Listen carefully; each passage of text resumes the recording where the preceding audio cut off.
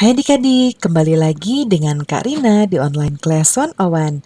Kali ini kita akan belajar kelas 5 tema 3, subtema 2, pentingnya makanan sehat bagi tubuh. Di pembelajaran 1 ada pelajaran bahasa Indonesia dan IPA ya, di halaman 45 sampai dengan 51. Nah, adik-adik untuk melihat video pembelajaran lain, adik-adik bisa klik di kanan atas video Karina ya, seperti ini. Nah, lalu nanti bisa lihat di sini ada video rekomendasi dan playlist ya. Atau bisa juga di kolom komentar diklik, nanti ada daftar playlistnya nih adik-adik. Misalnya adik-adik kelas 5 ya, kita mau lihat playlist kelas 5 tema 1 sampai 9. Nah, adik-adik klik di bagian biru-birunya di sini. Nah, nanti akan masuk ke playlistnya. Contohnya nih ada tema 5, kelas 5 tema 1 matematika, kelas 5 tema 3, kelas 5 tema 2. Misalnya adik-adik mau lihat kelas 5 tema 2. Klik putar semua seperti ini. Nah, nanti akan ada daftar playlistnya ya, mulai dari awal halaman 1 sampai 3, halaman 3 sampai 11, dan seterusnya berurutan sampai halaman terakhir. Jadi dicari di sini ya adik-adik ya. Yuk kita mulai adik-adik. Subtema 2, pentingnya makanan sehat bagi tubuh ya. Nah, ini ada dua gambar ya, yang sebelah sini ada burger, ini hotdog, pizza. Kalau ini ada buah-buahan dan sayur-sayuran ya adik-adik ya. Nah, coba cermati gambar di atas adik-adik, kelompok makanan mana yang akan kamu pilih? Nah, kalau Kak Arina sih akan pilih yang sebelah kanan ya. Kenapa? Karena ini makanannya lebih sehat ya. Nah, ada percakapan di sini adik-adik. Yang pertama dari Dayu, Udin, dan Lani ya. Kata Dayu, semalam aku melihat iklan tentang obat sakit perut baru untuk anak-anak di televisi loh. Wah, sudah ada iklan baru lagi. Sepertinya itu produk baru ya. Betul, iklan itu menarik karena iklannya dibuat seperti film. Ternyata media iklan itu bermacam-macam ya. Kalau kamu suka iklan di media cetak seperti di koran dan majalah atau media elektronik. Kalau aku lebih suka media elektronik karena gambarnya dapat bergerak dan ada suaranya, jadi lebih seru.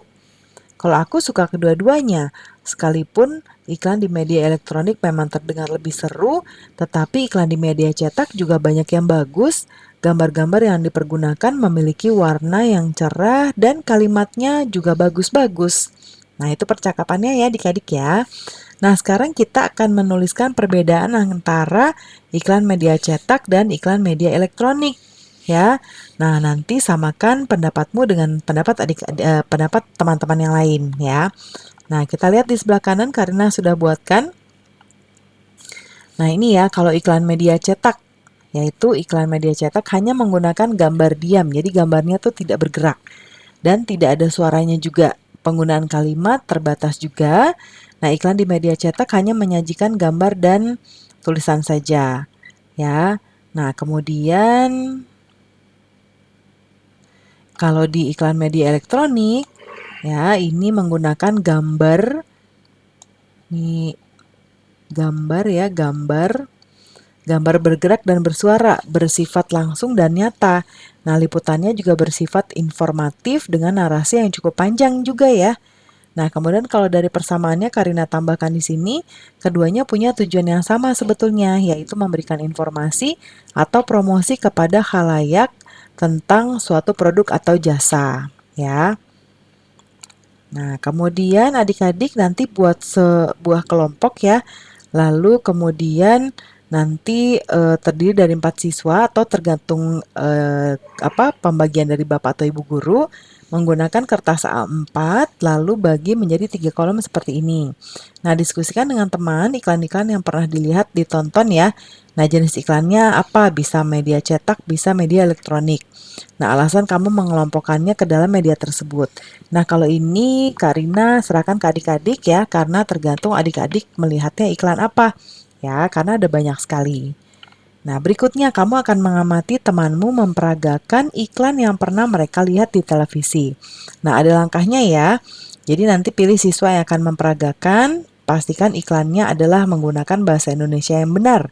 ya, dan iklan tersebut pantas untuk dipertunjukkan. Kemudian berikan tanggapan dalam bentuk berikut ini.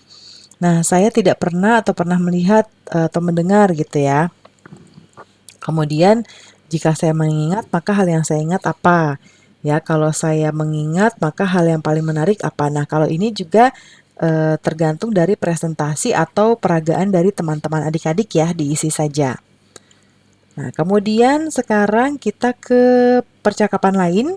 Ini ada siswa-siswi kelas 5 sedang beristirahat di depan kelas. Kata Lani, aduh perutku sakit. Wah, kenapa Lan? Sepertinya mahku kambuh.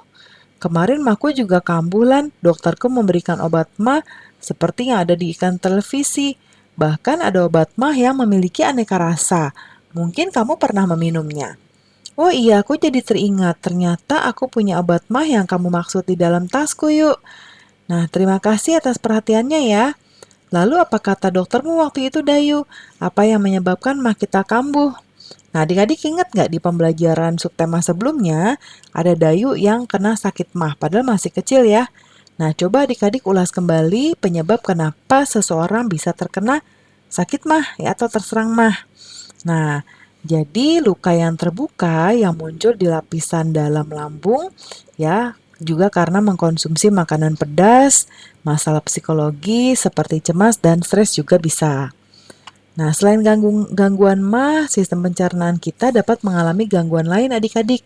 Ada beberapa faktor yang menyebabkan gangguan tersebut. Misalnya, mengonsumsi makanan tidak sehat, pola makanan yang tidak teratur juga bisa ya. Nah, kemudian kita nanti akan diskusikan nih adik-adik, ada peta pikiran nanti di bawah.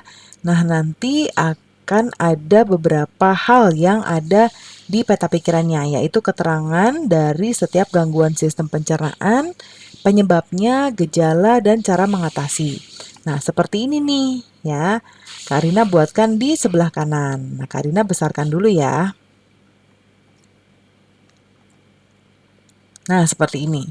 Nah, yang pertama adalah gejala. Gejalanya adalah mual, kembung, muntah, dan nyeri ulu hati. Ya, jadi ini kayak gini adik-adik.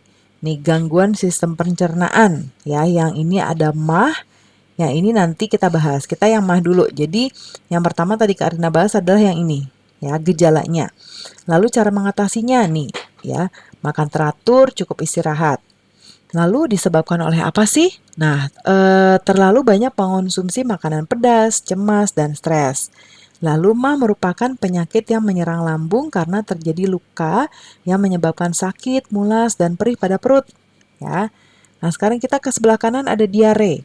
Nah, cara mengatasinya adalah minum oralit, makan makanan bersih, cukup istirahat, minum rebusan daun jambu biji.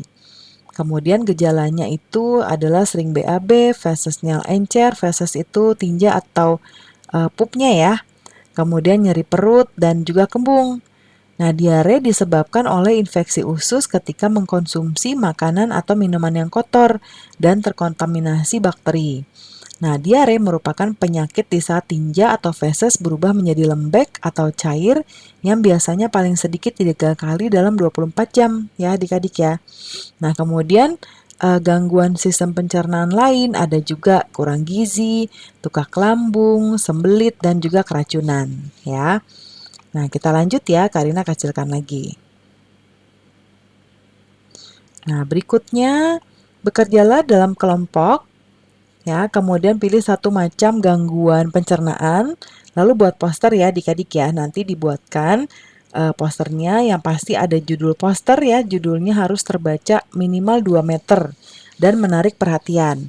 Kemudian informasinya, nah informasinya disajikan dalam bentuk poin ya, harus rapi tulisannya, cukup besar supaya juga bisa dibaca atau dilihat dari jarak minimal tuh 1 meter.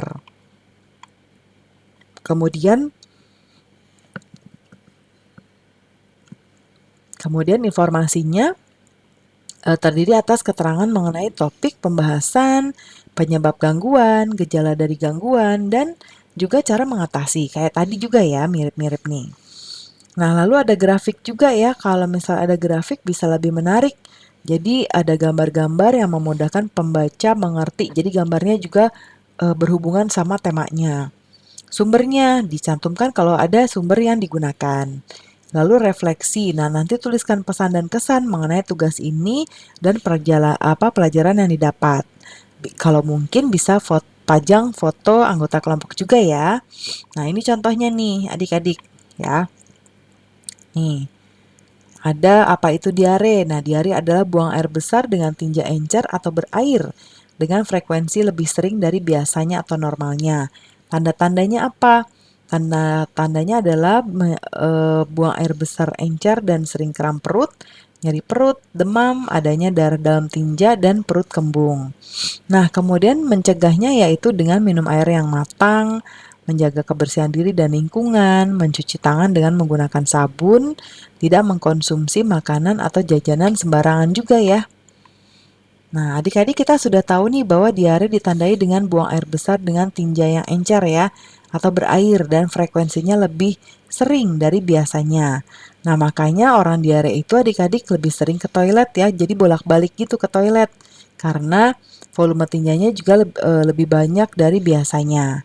Nah, diare dapat menjadi gejala penyakit yang lebih serius ya kalau seperti disentri dan kolera.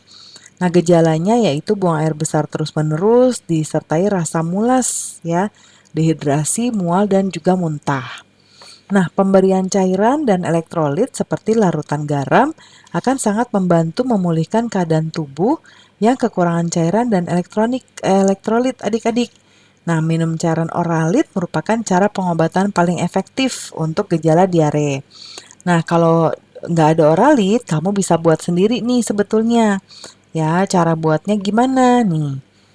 Nah, jadi sediakan semua bahan ini ya, lalu nanti ada langkahnya nih. Bahan-bahannya setengah sendok teh garam, 6 sendok teh gula pasir, lalu ada 1 liter air hangat, pisang secukupnya untuk menambah kalium dan rasa. Nah, jadi larutan gula dan garam pada air hangat, pisangnya bisa dilumatkan secukupnya, dicampur atau dimakan begitu saja. Kemudian, nah nanti adik-adik bisa buat laporan sederhana ya tentang kegiatan tadi membuat oralit. Nah, Karina buatkan contohnya di sebelah kanan. Judul laporannya adalah laporan percobaan pembuatan larutan oralit. Tujuannya mengetahui proses pembuatan larutan oralit.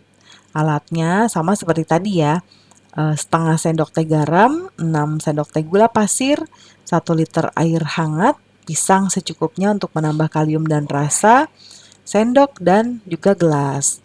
Nah, langkah percobaannya pertama, sediakan bahannya dulu, larutkan gula dan garam di dalam air hangat, pisang dapat dilumatkan secukupnya atau dicampur atau dimakan gitu aja.